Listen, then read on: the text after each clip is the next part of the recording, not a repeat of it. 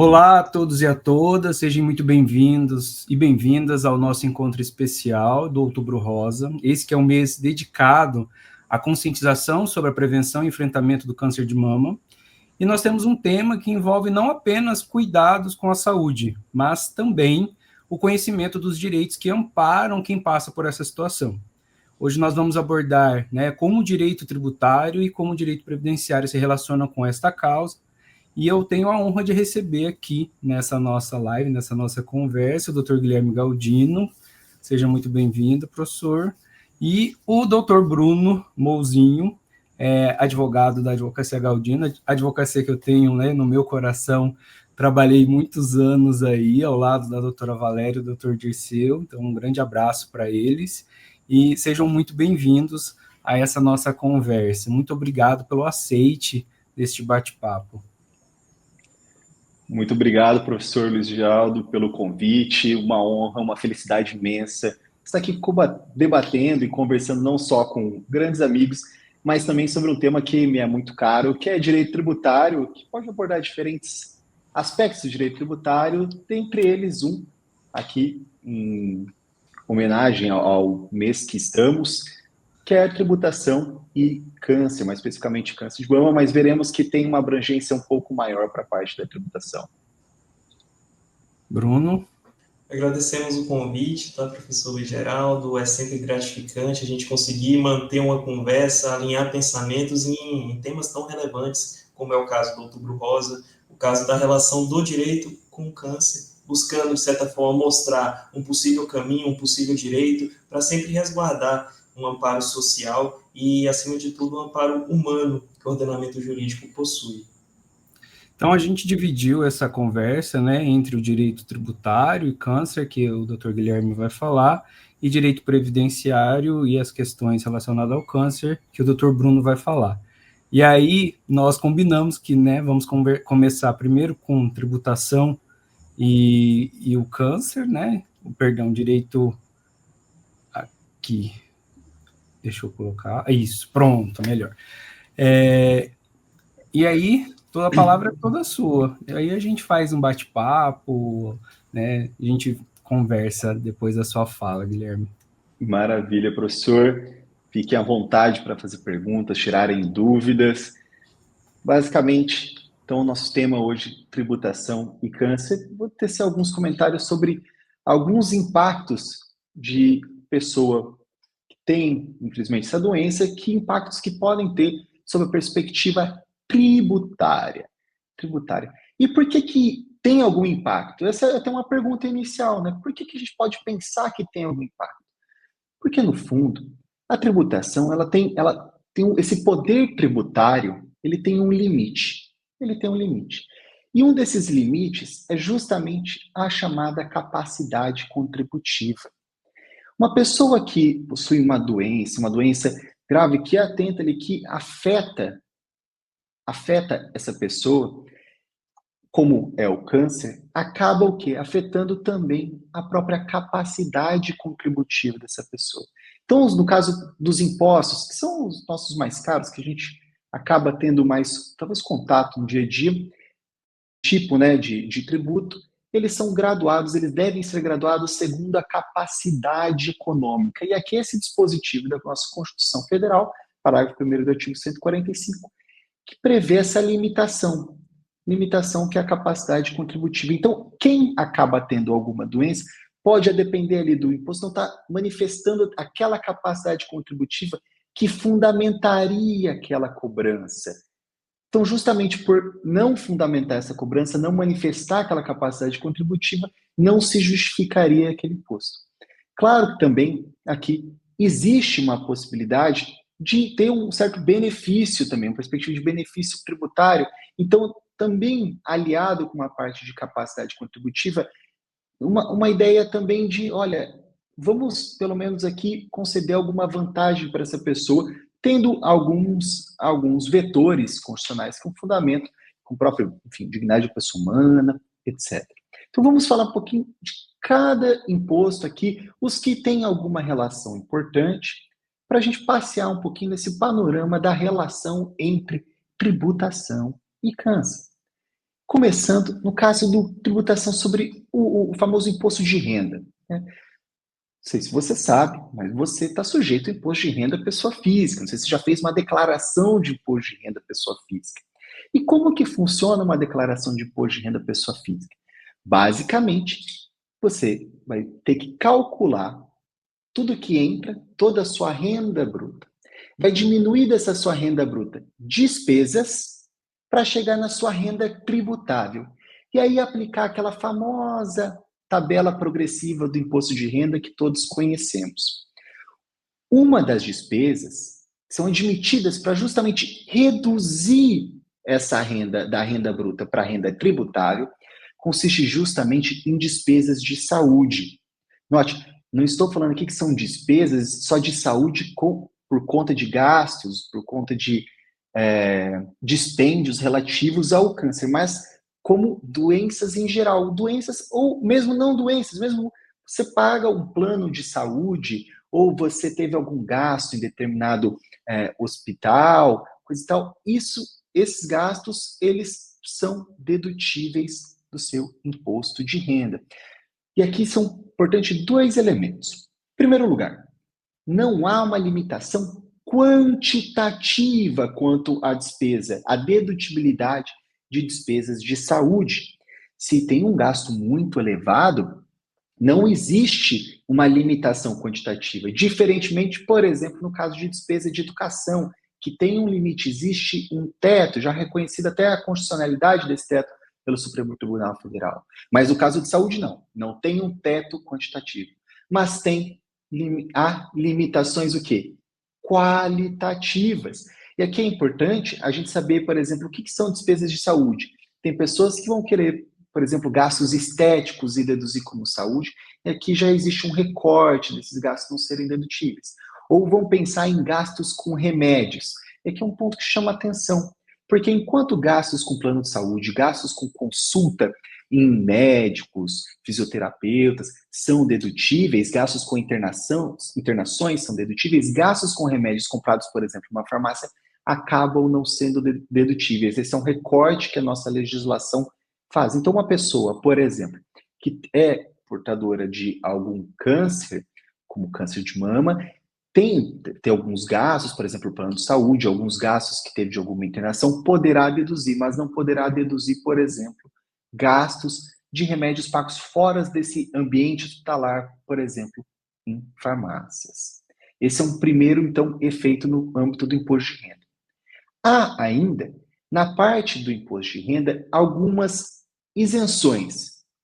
E uma das isenções que é muito comum para falar de não incide, não tem que pagar imposto de renda, relativamente às verbas indenizatórias, aqui chama atenção para um auxílio-doença. Então, uma pessoa que tem uma doença como câncer e recebe esse auxílio-doença, não precisa pagar imposto de renda sobre essa verba. Essa verba, então, ela não é computada, olha o xizinho, não é computada como uma renda bruta para fins do imposto de renda. Sim, é um recurso econômico, mas não é tratado como renda para fins tributários. Da mesma maneira, proventos de aposentadoria, reforma ou pensão, relativamente a alguns tipos de doença, dentre elas, a neoplasia maligna, né, o tipo mais forte, assim, de câncer, não está sujeito também ao imposto de renda. Existe essa isenção. Mas cuidado, nesse caso, a isenção, ela depende de um lado, olha o ponto de atenção, ela depende de um lado, depende de uma certa comprovação. E às vezes se faz até necessário uma judicialização, porque os requisitos para a fruição dessa isenção são um pouquinho difíceis, tem que ter um pouquinho de cuidado, né? Precisa ser um laudo de um médico no âmbito de uma instituição pública. Às vezes, sim, tem casos judiciais que, mesmo não tendo esse lado, reconhece essa isenção, mas aí precisa mesmo de uma decisão judicial. E também tem uma discussão bastante importante aqui para saber essa extensão da neoplasia, porque ela pode ser maligna ou benigna. Se é o caso de benigna, as decisões elas realmente são contrárias a essas pessoas que buscam essa isenção, porque geralmente se valem de uma regra interpretativa no direito tributário, que a gente vai encontrar lá no Código Tributário Nacional, o famoso CTN, tá? O artigo 111.2, que vai falar da interpretação literal das isenções. E aí aqui a Receita Federal e parte da literatura entende que eu teria que interpretar de maneira mais restrita. Então não abrangeria neoplasias benignas, teria que ser malignas. Mas chama atenção que a própria Receita Federal, ela admite a isenção para pessoas portadoras de neoplasias malignas, por exemplo, mesmo se a aposentadoria for proveniente de fonte no exterior.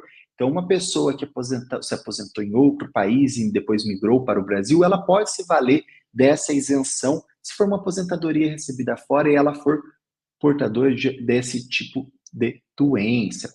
E também aqui, tá vendo que tem uma sigla? Parece uma coisa meio esquisita. RRA. São os chamados rendimentos recebidos acumuladamente. Pense comigo, se você fosse tributado, imagine que você deveria ter recebido determinada aposentadoria. Aí você teve que judicializar, mas você ainda não recebeu essa aposentadoria. E depois de muito tempo discutindo, você passa a receber, você recebe de uma só vez grande valor ali dessa aposentadoria. Se você tributar tudo na tabela progressiva daquele ano, você vai pagar muito mais do que se você tivesse recebido paulatinamente. Então, existe um regime tributário benéfico aqui para o contribuinte para justamente ser tributado paulatinamente. Então, uma pessoa que, por exemplo, buscou a sua aposentadoria de maneira no âmbito judicial e recebeu tudo de uma vez, mesmo essa pessoa, se ela é portadora de neoplasia maligna, ela vai poder buscar esse benefício mesmo recebendo tudo de uma só vez, tá? Já reconhecido pela Receita Federal. Ainda relativamente ao imposto de renda, a pessoa portadora de doenças graves, enfim, como a neoplasia maligna, ela não tem só o benefício de não pagar, por exemplo, no auxílio-doença, não recolher sobre sua aposentadoria, mas também, se na efetuada a declaração ela tiver uma restituição, ela vai ter preferência na fila. Isso acontece porque muitas vezes ela pode ter recolhido alguns outros valores de outros tipos de renda, que não de aposentadoria, e no final das contas, ao fazer a sua declaração, acabou gerando uma restituição naquele ano que ela efetuou a declaração, né? A declaração ela tem 3 resultados. Ou você não precisa complementar nada, ou você, porque já está zerado, então não tem nem restituição, nem recolhimento maior, ou né, você não precisa pagar mais, ou você precisa pagar ainda mais no momento da declaração, ou você tem a restituição. É esse caso aqui, é o terceiro caso da restituição. Pessoas portadoras de neoplasia maligna ou outras doenças graves têm direito à fila de receber antes estes valores. Passando agora para a parte dos outros tributos. E aqui, acabei deixando esses outros tributos um pouco juntos. Por quê? Porque eles não são tão diretos, eles não são tão claros quanto o tributo sobre a renda, quanto o imposto sobre a renda. Porque eles estão muito associados com outros tipos de impactos ou de requisitos. Isso vai ter que ser analisado bastante no caso a caso. Infelizmente, não é tão claro, isso pode variar. Como o imposto de renda é de competência federal, para a gente fica muito fácil identificar e também por terem os requisitos, apesar do laudo, da discussão, fica muito fácil de a gente conseguir saber se determinada pessoa tem ou não tem o direito a determinada isenção ou a determinado benefício. Mas para esses outros impostos, tem uma particularidade, porque, por exemplo, no caso do IPTU, do IPVA, do ICMS, eles não são federais. Eles não são federais. Então, aqui vai precisar analisar de qual ente federativo estamos falando. Por exemplo, o IPTU, que é o Imposto sobre Propriedades Territoriais Urbanas, é o famoso imposto sobre o seu imóvel residencial, imóvel urbano, imóvel comercial, precisa analisar em cada município. Vou falar do município que estou agora, que é o município de Maringá. O município de Maringá, ele tem uma isenção de IPTU, mas essa isenção de IPTU para pessoas com determinadas doenças, não basta você só ter uma doença grave, como no caso uma neoplasia maligna. É preciso também uma combinação de outros requisitos. Por exemplo, associada a uma baixa riqueza, uma baixa capacidade contributiva. Então, é uma pessoa que, por exemplo, é proprietária só de um único imóvel residencial, é uma pessoa que não tem rendas elevadas, então tem alguns requisitos que precisam ser cumpridos. Então não basta ter portadores de neoplasia maligna para deixar de pagar ou para ter algum desconto de IPTU, pelo menos no caso do município de Maringá. Se você é de outro município, você precisa verificar o seu município, a sua legislação. Pode ser até que seja melhor do que o de Maringá, ou pode ser que sequer tenha essa previsão. Veja que aqui é um pouco diferente do imposto de renda, portanto.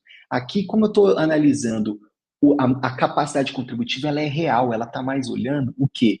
Você ser proprietário de um imóvel, está olhando menos o caráter subjetivo, o caráter da pessoa do contribuinte.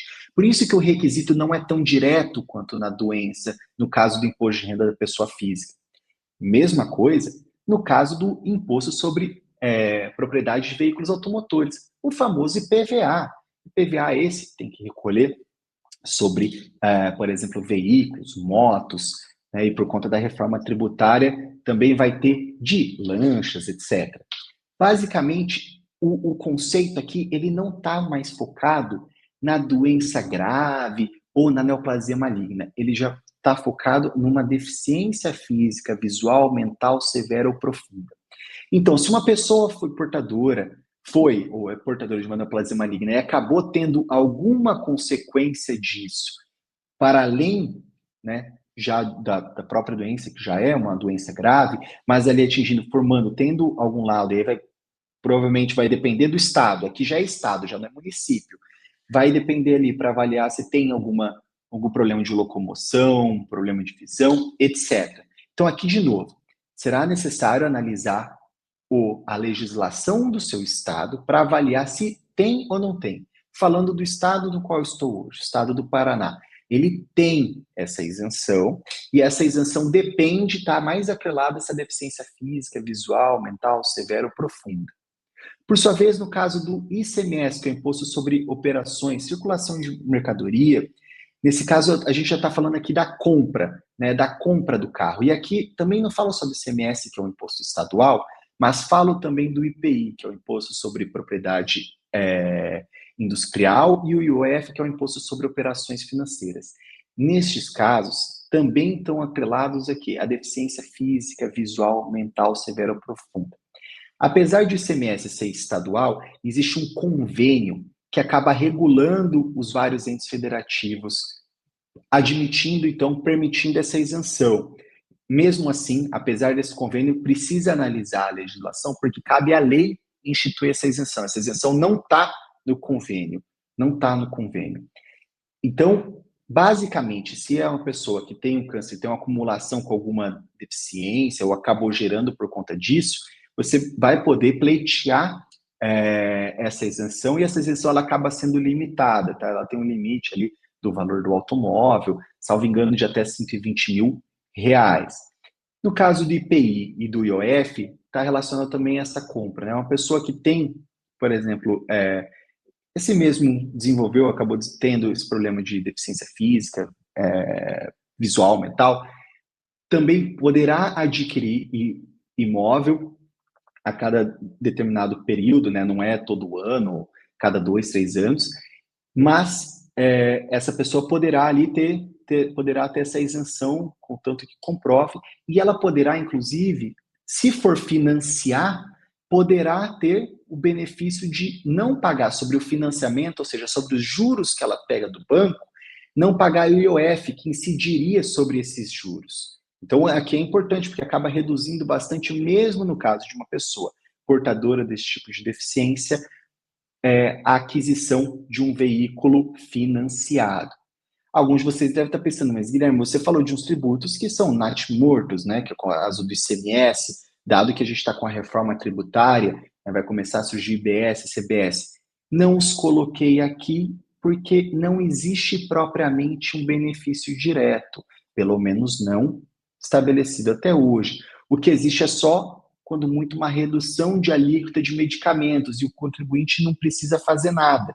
Essa redução ela já vai estar prevista, então no momento da compra você já vai ter, você não vai precisar ir atrás, pedir um benefício fiscal como nesses outros impostos, tá certo? Então, concluindo, na parte de tributação e câncer, por conta de afetar a capacidade contributiva do contribuinte, acaba tendo um impacto a depender da materialidade que aquele imposto, que aquele tributo captura. No caso, o imposto de renda, que olha mais uma perspectiva subjetiva, existe a dedução de despesas, existe a não tributação sobre auxílio-doença, a isenção relativamente a proventos de aposentadoria, reforma ou pensão, e existe também uma preferência na fila de restituição, e no caso de outros impostos, aí vai depender um pouco mais. Vai depender o quê? Vai depender se tem algum impacto maior ou a combinação de outros requisitos, né? Como no caso do IPTU.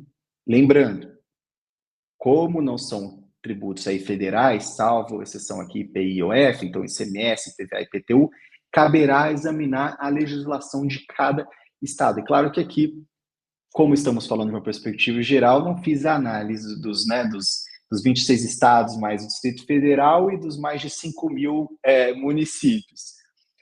Dito isso, só posso dizer uma coisa: muito obrigado pela atenção, obrigado mais uma vez pelo convite, professor Luiz Geraldo. Deixo aqui meus contatos, e-mail, e vocês podem me procurar no LinkedIn ou mesmo no Instagram, que deixei aqui embaixo na manchete, Guilherme Galdino, e também deixo ali indicado o Academia.edu, onde acabo colocando meus textos acadêmicos. Muito obrigado. Eu que agradeço, doutor Guilherme, pela fala. Eu anotei algumas perguntas aqui. Teve uma que o doutor já respondeu, e aí eu vou agora passar a palavra para o Bruno, depois a gente faz um bate-papo. Muito obrigado. Doutor Bruno, por favor, eu vou trocar aqui o slide. E aí, pronto. Perfeito. A palavra é toda sua, doutor. Obrigado, professor. Então, pessoal, vamos lá fazer essa análise após essa brilhante exposição do professor Guilherme. Agora, na vertente previdenciária, a relação do direito previdenciário e o câncer. Em uma breve exposição, o que a gente busca tratar com vocês aqui hoje é de um tema que é demasiadamente sensível, mas que ao mesmo tempo ele exige um conhecimento técnico, ainda mais na área previdenciária, que cada especificidade ela vai trazer requisitos ou afastá-los para a concessão de um benefício ou para a concessão de um BPC-LOAS, de um apoio assistencial, tudo aquilo para resguardar, ainda que de maneira monetária, aquela pessoa que está acometida por alguma enfermidade. No caso aqui estamos falando do câncer. Tá? Vamos entender como o direito atua nessa proteção das pessoas com câncer, ainda mais considerando que a realidade brasileira, segundo o estudo levantado pelo INCA, o Instituto Nacional do Câncer, mais de 700 mil novos casos surgem por ano, só aqui no Brasil. Então, veja, para quem quer se especializar na área, veja que não é escasso e que o estudo, o acompanhamento profissional, ele é rotineiramente buscado, tá bom? Então, o que esses pacientes que possuem câncer, o que eles demandam, né? Na verdade, eles enfrentam a dura realidade de um afastamento do trabalho, longos tratamentos e, lógico, dificuldades financeiras. O objetivo do direito previdenciário é ser um instrumento de proteção e de preservar a dignidade desse paciente, desse segurado, desse trabalhador que não está na sua plena rigidez física.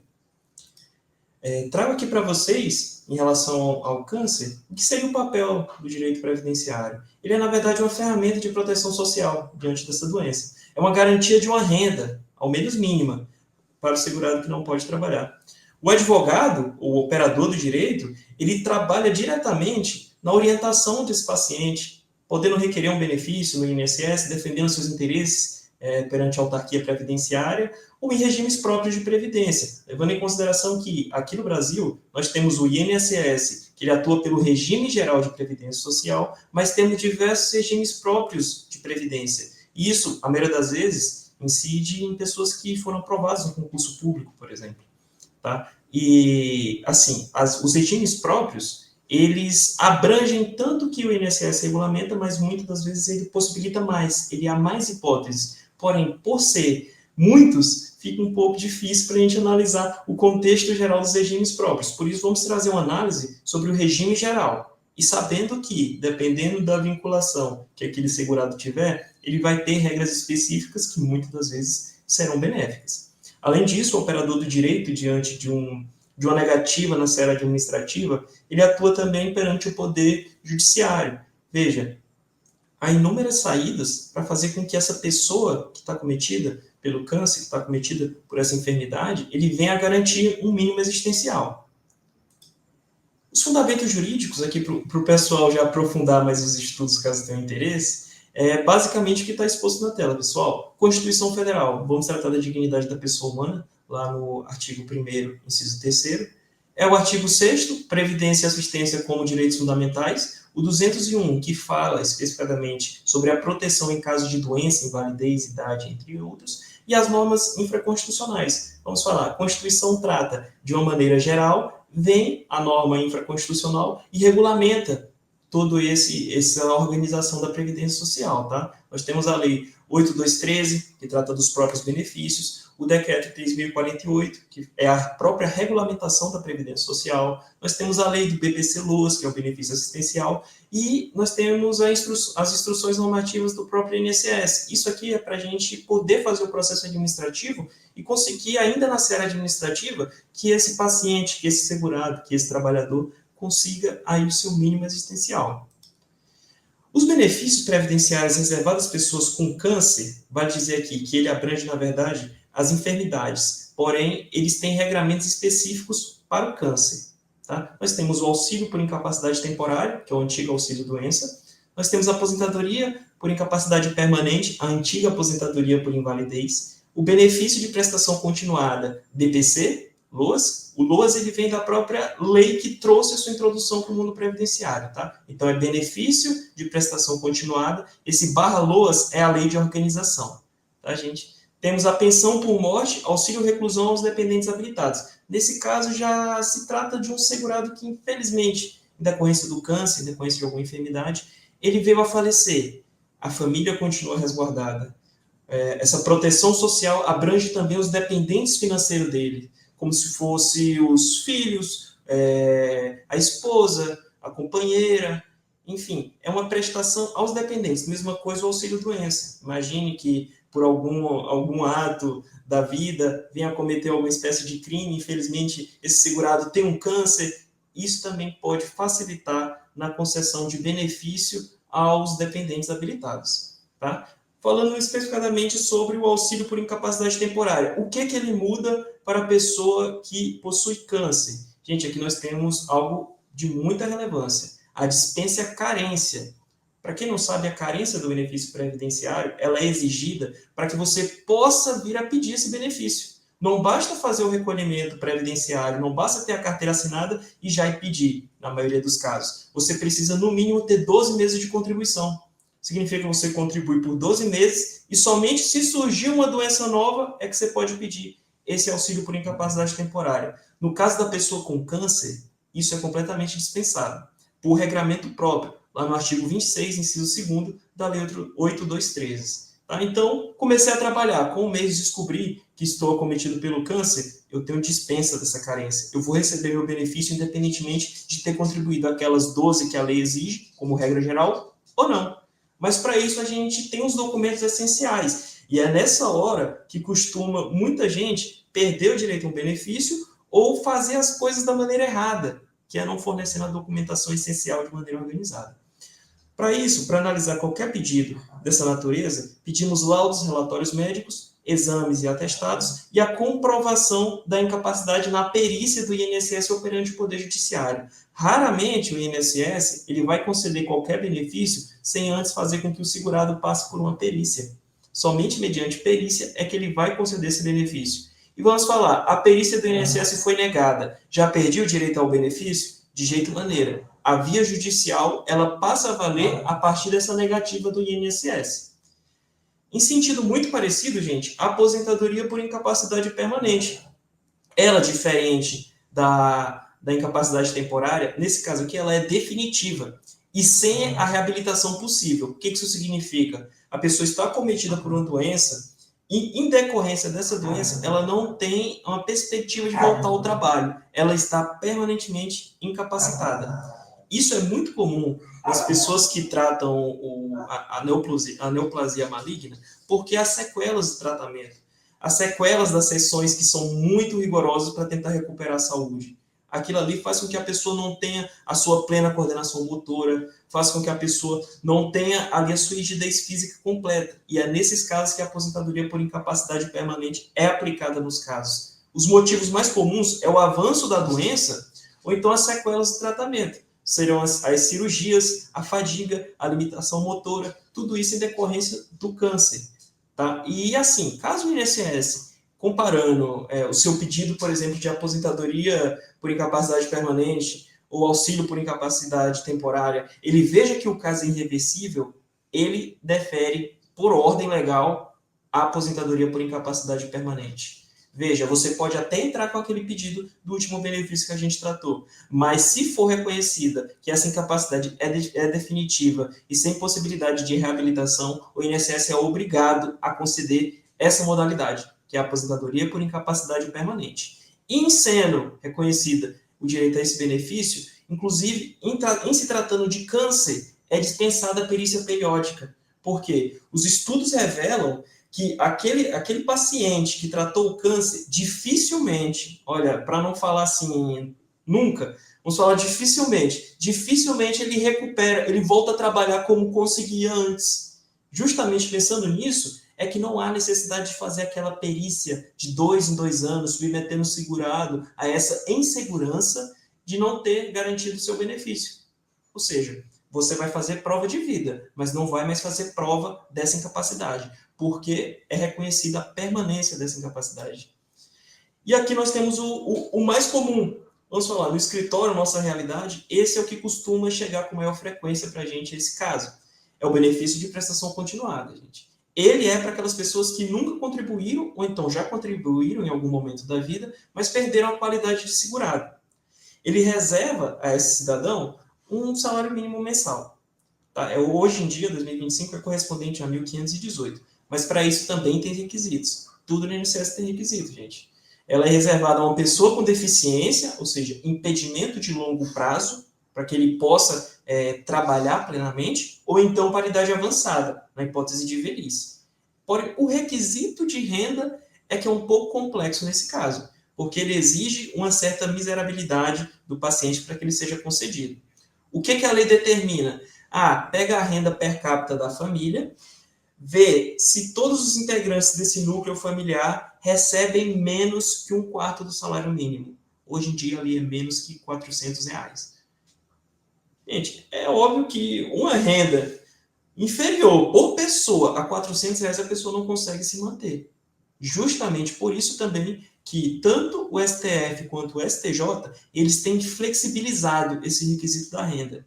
Significa, em vez de ser abaixo de 400, principalmente se tratando de pacientes, de segurados, trabalhadores com câncer, gasta muito com remédio, gasta muito com acompanhamento até psicológico, gasta muito com a ida às sessões de quimioterapia, gasta muito para tudo.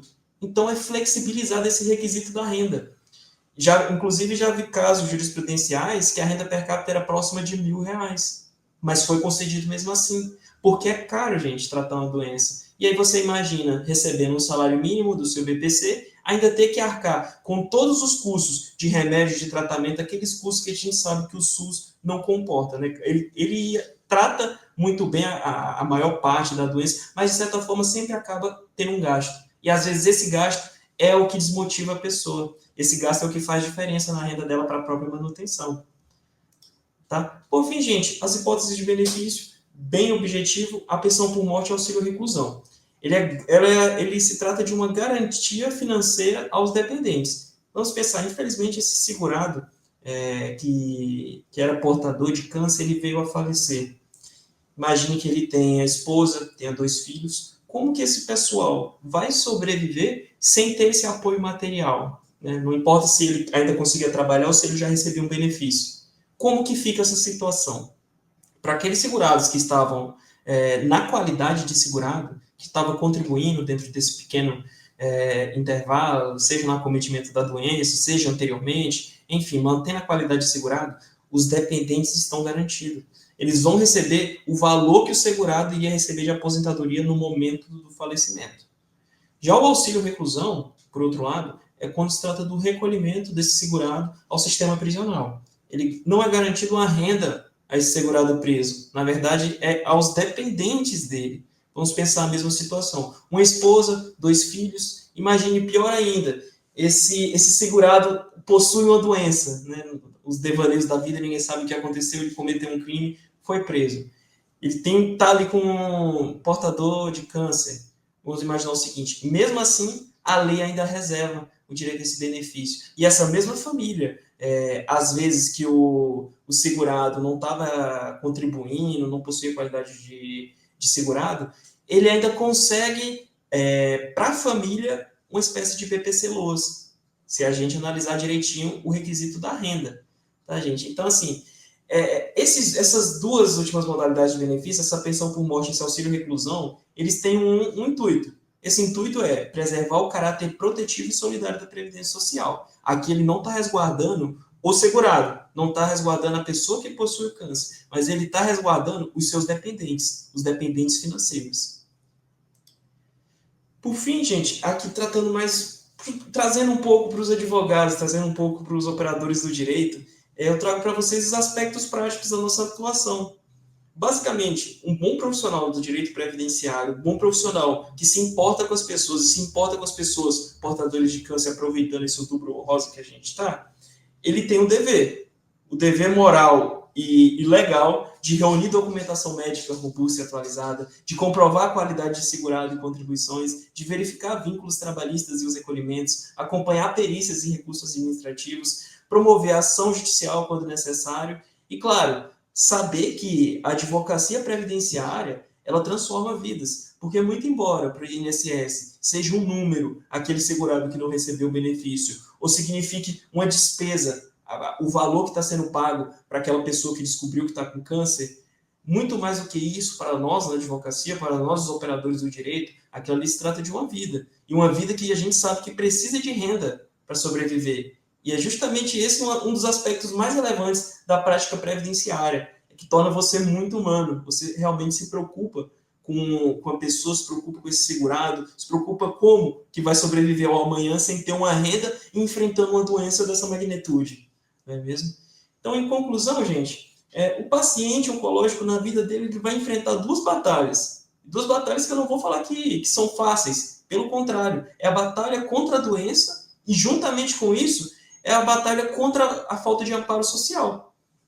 Basicamente, se ele não estiver recolhendo para o INSS, ou se ele não tiver uma família que consiga financiá-lo o tratamento dessa doença, é uma insegurança gigantesca. O INSS, por isso, traz o BPC-LOAS, por isso ele traz o auxílio aos dependentes, por isso que ele tenta assegurar, de alguma maneira, que a pessoa consiga seguir em frente. E com isso eu concluo aqui a minha apresentação, pessoal, ressaltando a vocês que o direito previdenciário ele não é outra coisa senão um instrumento de dignidade e esperança, porque sabemos que a realidade das pessoas que enfrentam essa doença é severa, é difícil. Imagine, você está lutando contra essa doença e também tem que lutar contra o INSS, também tem que lutar para conseguir um benefício, para conseguir dignidade. Então, encerrando a minha apresentação, falando sobre isso, eu ressalto novamente, gente, o assunto é humano, mas o conhecimento ele deve ser técnico. Vamos procurar nos aprofundar, procurar entender verdadeiramente, caso por caso, e assim a gente conseguir fazer com que o direito se concretize realmente em justiça. Obrigado pela oportunidade, novamente, professor Luiz Geraldo. Agradeço a atenção de todos. Deixo aqui as minhas redes sociais, deixo o site da Advocacia Galdino, o meu e-mail do escritório, o meu Instagram, caso alguém tenha interesse, e podemos manter esse diálogo sempre que for necessário. Tá bom? Um abraço a todos. Eu que agradeço, Bruno, obrigado aí pela apresentação, pelas palavras. Eu vou mudar o nosso layout aqui para a gente poder conversar. Eu fui atrás de saber de onde que surgiu o Outubro Rosa, e ele surgiu nos Estados Unidos na década de 90, no início da década de 90, com uma ideia de conscientização, né, e era o diagnóstico precoce do câncer de mama. E a gente falar de câncer não tem como não pensar nos outros tipos de câncer também. Quando fala, câncer de mama, tem a prevenção, e há uma campanha gigante por intermédio do Outubro Rosa, do número de aumento de exames de câncer no mês de outubro, né, da busca por essa conscientização. Isso foi muito importante. No Brasil, o movimento começou em 2002, foi a primeira menção ao movimento, foi o obelisco do Ibirapuera, lá em São Paulo, ele foi iluminado em rosa, e aí, o que é bem interessante é que o movimento ele não criou lei diretamente. Se a gente for observar, muitas das que vocês trataram é de antes do movimento. O movimento não trouxe a lei em si, mas ele traz uma coisa que inspirar política pública, inspirar debate, inspirar, né, menções nas casas legislativas pelo país, ações educativas. E outra coisa que eu tiro aqui das falas de vocês dois é a importância de procurar um profissional adequado. E nisso a OAB tem feito campanhas, né, e não só com relação ao Outubro Rosa, mas campanhas de se procurar um advogado, de ser assistido por um profissional adequado da área, para que nós, né, possamos aí termos a garantia desses direitos em sua plenitude. E aí, enquanto tanto o doutor Guilherme quanto o doutor Bruno falava, eu fiquei na minha cabeça com algumas perguntas. Uma, o doutor Guilherme já falou, mas eu queria reforçar, né, e eu queria que ele respondesse. O câncer, os benefícios, é só para o câncer de mama ou para todos os cânceres? Poderia falar um pouquinho para a gente? Porque, né, pode parecer assim, Outubro Rosa é só o câncer de mama, ele tem um benefício especial. Como é claro. que... Não, na verdade, basicamente, no imposto de renda existe uma lista. Está focada muito em doenças graves, tem até por moléstia profissional, e o termo que aparece, que daí é referente a câncer, é a neoplasia maligna. Neoplasia maligna. Então, precisa analisar se ela é maligna ou se é benigna. Sendo maligna, não importa qual o tipo, se é de mama, etc., terá o direito à isenção relativamente, por exemplo, de proventos, em cima de proventos de aposentadoria, etc. Já dos outros tributos, considerando IPTU, IPVA, ICMS, PI, isso está mais relacionado com a ideia de deficiência visual, deficiência de locomoção, já não está mais olhando propriamente a neoplasia maligna. Então, não necessariamente quem tem neoplasia maligna vai ter esse benefício. Vai depender muito se tem, além da neoplasia maligna, se isso acabou desenvolvendo, pode, né? Não sou médico, mas enfim, pode ser que isso afete de alguma medida, seja uma deficiência visual, uma deficiência, uma dificuldade de locomoção, e isso pode gerar daí uma isenção. A pessoa pode ter o direito a pedir a isenção relativamente a esse tributo.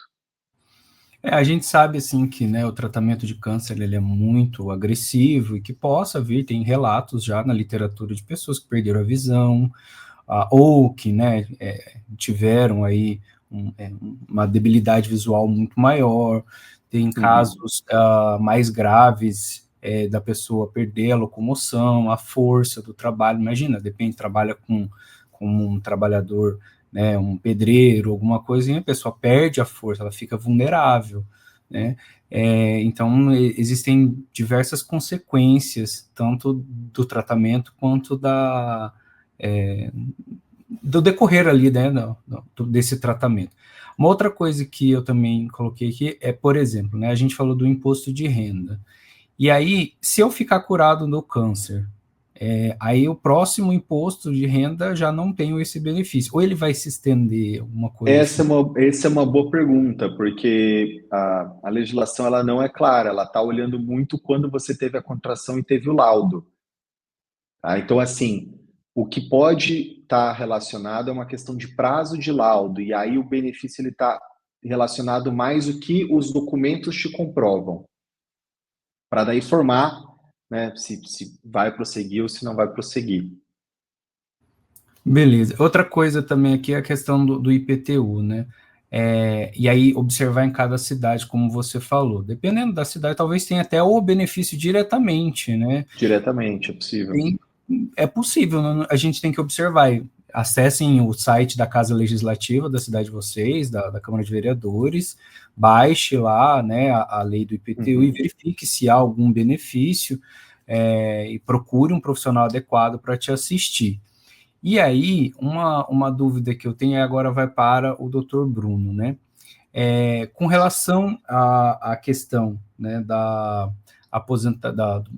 do benefício por incapacidade permanente, se uma pessoa tem câncer, e aqueles câncer, porque existe hoje já na literatura médica aquelas pessoas que elas convivem com o câncer, né? Ela não vai ser curada porque esse câncer não tem cura, né? E a pessoa tem uma qualidade de vida, né, dentro daquela ideia de qualidade de vida baseada em estudos longos, com uma pessoa que convive com o câncer, que ele está ali, ele existe, mas ele não cresceu mais, ele não se desenvolveu mais, e a pessoa tem que ficar o tempo todo fazendo exame, vendo se vai crescer, se não vai, é maligno, mas está ali estagnado.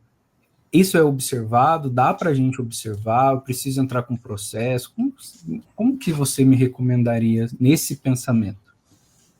Perfeito, professor. Olha, uma dúvida muito interessante. Do ponto de vista previdenciário, eu tô tentando encontrar o termo certinho, mas o direito previdenciário, em matérias de incapacidade, em matérias de complexidade, quando envolve essas doenças, como a gente está tratando do câncer, ele, na verdade, ele é embasado na opinião técnica. Tá? Por isso que ali eu fiz até questão da gente ressaltar os documentos essenciais. É necessário ter um acompanhamento com o seu médico, é necessário ter esse relacionamento com o médico.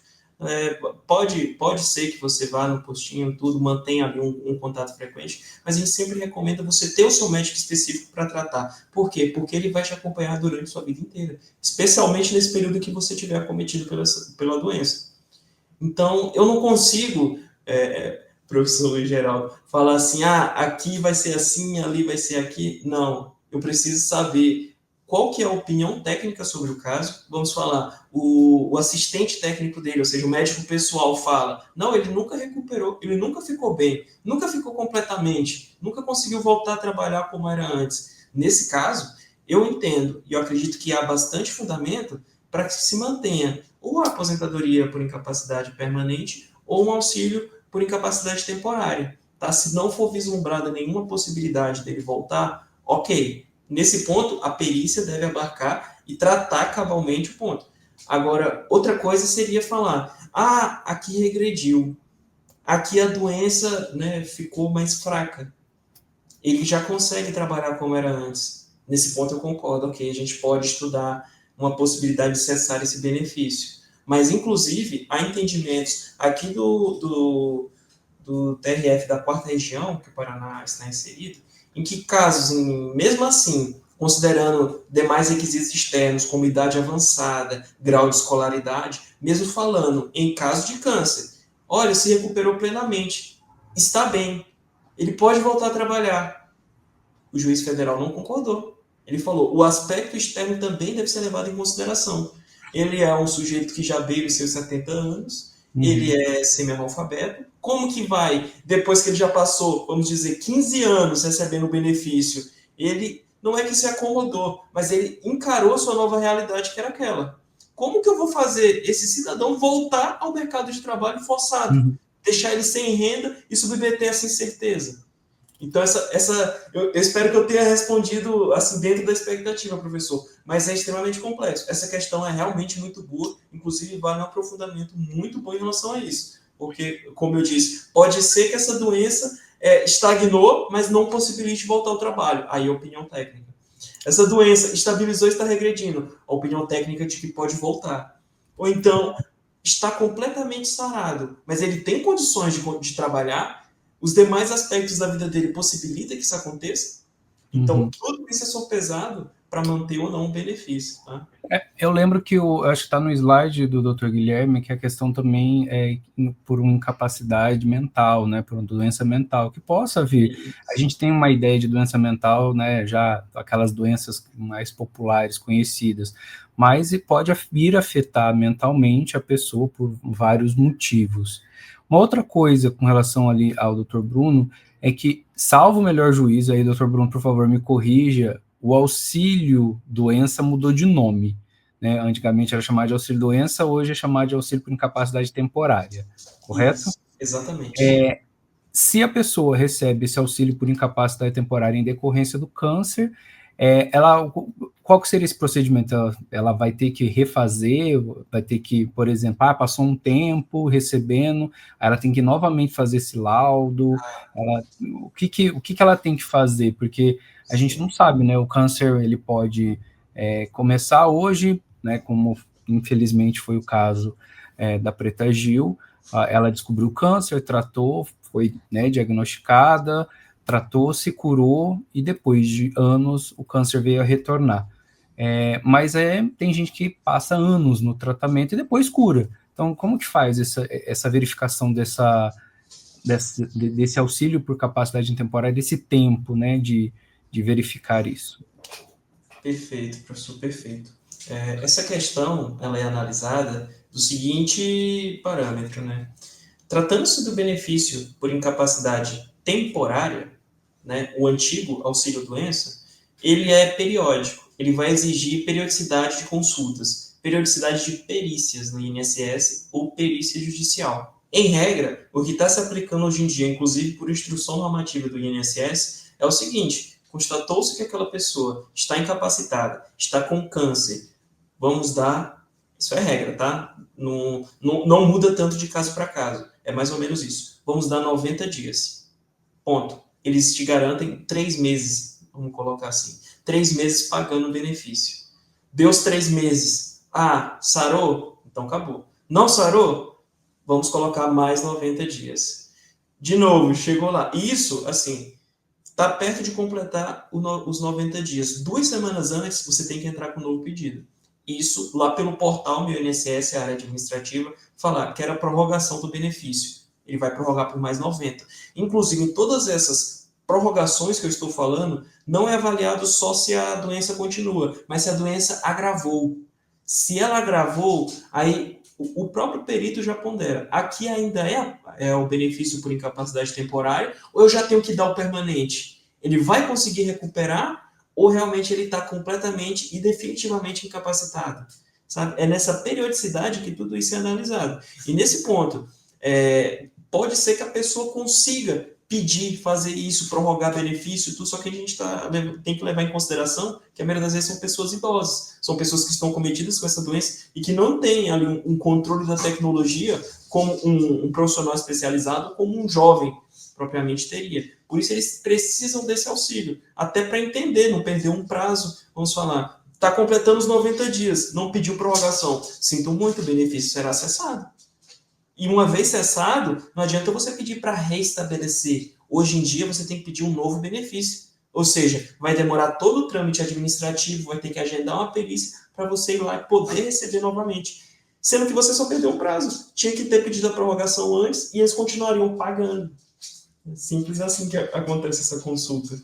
Essa é a importância de ser assistido por um profissional, né? Essa é a importância de saber que um profissional que tem conhecimento técnico, teórico, né? Ele vai conseguir te assistir e te auxiliar da melhor forma. Eu queria agradecer imensamente ao Dr. Guilherme e ao Dr. Bruno pela conversa, pelo bate-papo. Eu tenho certeza que muitos dos nossos alunos, né, não tinham conhecimento sobre essa função, né, que o direito tributário e que o direito previdenciário traz. Muitas vezes o foco da discussão sobre o câncer no direito fica só o direito à saúde, mas eu acho importante entender que o direito à saúde se estende também à questão tributária, se estende também à questão previdenciária, e que são âmbitos muito importantes da nossa vida profissional e pessoal, né? Absurdamente espero que ninguém passe por um câncer, mas a gente conhece pessoas que estão passando por isso e que, nesse momento tão delicado, desconhecem ou necessariamente esquecem que poderiam ir atrás de um benefício que em um determinado momento parece ser pouco, mas não é, né? Porque ele já está passando por um turbilhão de vulnerabilidade, e essa vai ser mais uma em decorrência disso. Aí eu passo a palavra tanto para o Dr. Guilherme agora, depois para o Dr. Bruno, para a gente se despedir dos nossos alunos e alunas, e aí depois, né, eu agradeço a todo o UniCV e toda a comunidade do UniCV pela oportunidade de a gente estar dialogando sobre isso. Muito obrigado, realmente foi muito bom aprender aqui de direito previdenciário, aprender até que tem algumas coisas na legislação tributária que ainda não teve mudança de nome, como o caso do auxílio-doença. Sempre prazer aprender e continuar dialogando, debatendo. Tributarista, se você já está sentindo que você é tributarista, eu sei que muita gente está sentindo isso, vem estudar direito tributário, que é show muito legal, e fico à disposição para entrar em contato, debater. E muito obrigado mais uma vez, professor Luiz Geraldo, muito obrigado ao Centro de Gestão Jurídica e Segurança, UniCV, enfim, agradeço a todos, e o meu colega Bruno, que fez uma excelente exposição. Obrigado. Novamente, eu gostaria de agradecer o convite do professor Luiz Geraldo. Agradeço essa oportunidade, que, lógico, uma conversa, mas uma conversa em um tom que a gente consegue se alinhar, consegue olhar qual que é o nosso objetivo, que, claro, é ressaltar a importância, os direitos e aquilo que resguarda a pessoa com câncer, levando em consideração esse Outubro Rosa. Agradeço o convite da UniCV, agradeço as ilustres e as brilhantes palavras do professor Guilherme também. A gente debate ali, volta e meia alguma coisa no escritório, mas lógico, assisti-lo é sempre também muito bom, tá? E se você sentiu que de alguma forma se identificou com alguma coisa da minha apresentação, dê uma chance ao direito previdenciário também. Vou puxar a minha sardinha, tá? Dê uma chance ao direito previdenciário, procure ajudar pessoas, independentemente da área que você escolha. Tá bom, pessoal? Fico à disposição para qualquer dúvida. Minhas redes sociais já apareceram aí no slide. E é isso. Obrigado novamente, professor. Eu que agradeço imensamente. E aí, se você, né, não segue ainda o canal, por favor, clique aí no sininho, siga o canal, mande o link dessa live para as pessoas que você, né, tem contato, que estão passando por esse momento de vulnerabilidade, seja no câncer de mama, que é o intuito da campanha do Outubro Rosa, ou em outras vulnerabilidades de câncer, ou necessariamente, né, em outras que a gente tocou aqui, como, né, incapacidades temporárias, deficiências e tudo mais. Então, compartilhem, porque conhecimento precisa ser compartilhado, ok? Um abraço e um bom estudo para todos e todas. Tchau, tchau, gente.